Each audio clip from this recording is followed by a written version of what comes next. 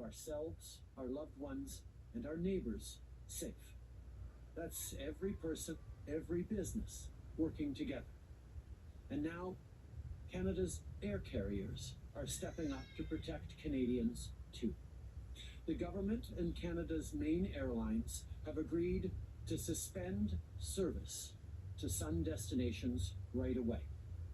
Air Canada, WestJet, Sunwing, and Air Transat are cancelling air service to all Caribbean destinations and Mexico starting this Sunday up until April 30th.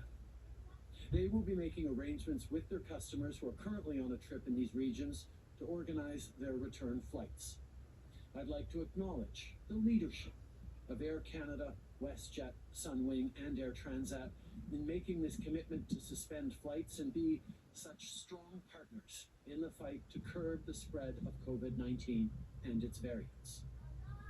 We appreciate the work the Canadian Airlines and their frontline workers have done to make air travel safer and to bring Canadians home when this pandemic struck last spring. With the challenges we currently face with COVID-19, both here at home and abroad, we all agree that now is just not the time to be flying. By putting in place these tough measures now, we can look forward to a better time when we can all plan those vacations. Our government is committed to the safe restart and recovery of the Canadian travel and tourism sector as soon as conditions approve, ideally later this year. As part of this effort, the Government of Canada has committed to work with the major airlines on the future relationship between testing and quarantine requirements. This will enable the safe, gradual return to international air travel grounded in science and evidence. On top of these flight cancellations, we're bringing in other measures as well. Starting next week, all international passenger flights must land only at the following 4 airports: Vancouver, Calgary, Toronto, and Montreal.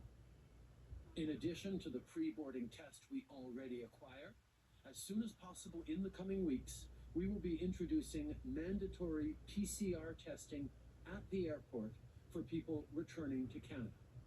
Travelers will then have to wait for up to 3 days at an approved hotel for their test results at their own expense, which is expected to be more than $2,000.